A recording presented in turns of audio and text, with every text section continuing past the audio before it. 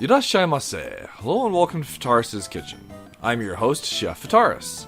It's time once again for Shoot 'em Up Saturday, and on the menu this Saturday we have L.F.O, Lost Future Omega, a new rail shooter recently released on the Nintendo Switch. What kind of taste will it have?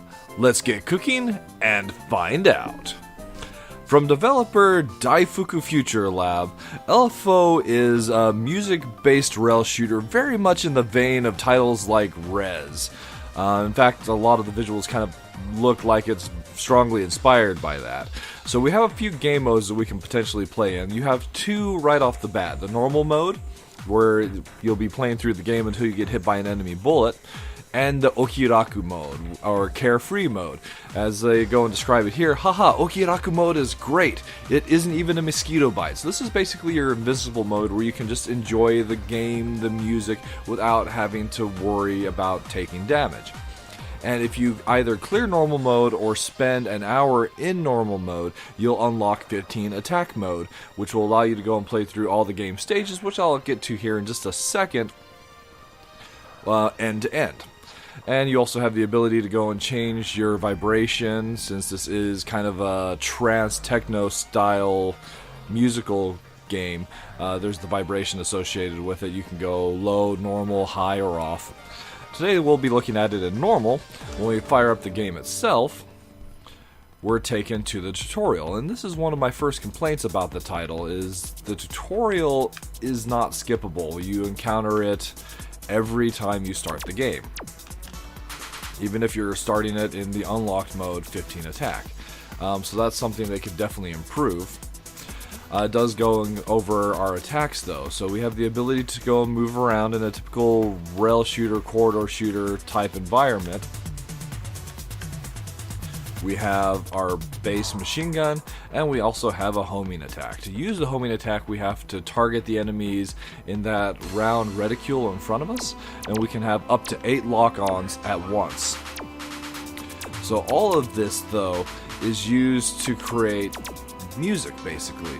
We're adding additional beats and rhythms to the tracks that we're playing through our own actions, creating a unique blend of music that won't necessarily be the same every time. Not that there's going to be a huge amount of variance. So we find ourselves moving through this polygonal cityscape, shooting these cubes, walking onto them, and just making awesome music, listening to tunes. And eventually we'll run into a boss, which are represented by these green cubes, surrounded by smaller cubes that will fire the enemy shots at us. So in normal mode, we can only take one shot, and then that'll be game over, so we do have to be careful to that extent. The first stage is pretty easy to get through, but as you complete the stages, one of the things that I do really like is we have varying paths, kind of like Darius style, where at the end of each stage we have the choice between a stage A and a stage B. There are 5 total stages that we play through for a total of 15 stages, and that's what 15 attack is. Once you've unlocked 15 attack, you actually play through all 15 stages end to end. So that's basically it. That is what L.F.O is and what it has to offer. So it's like a little overly simplistic, really.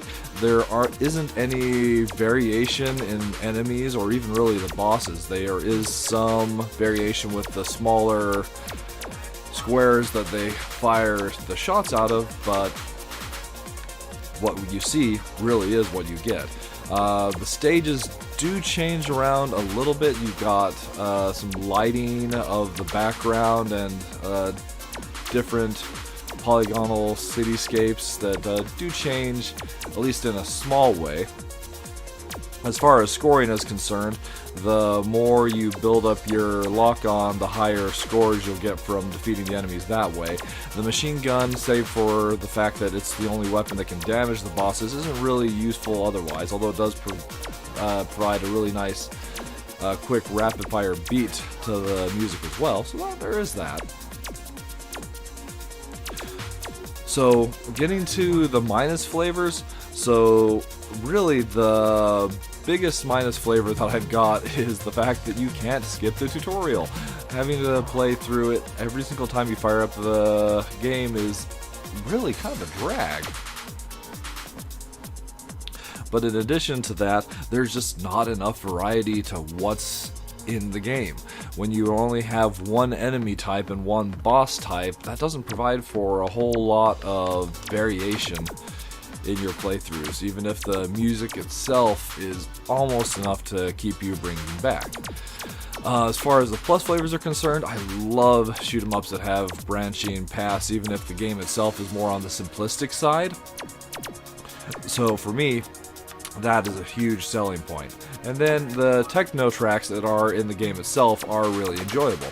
So if you're just looking for a simple rail shooter with some great techno music, then this is one that I can recommend picking up, as the price point is nice and low on the Switch. However, if you don't fit into the category of someone that's looking for a techno rail shooter, then I think this one's an easy enough pass. Alright, that'll just about do it for this week's episode of Shoot 'em Up Saturday. As always, I want to thank you so much for coming out and joining me, and I look forward to seeing you again next week.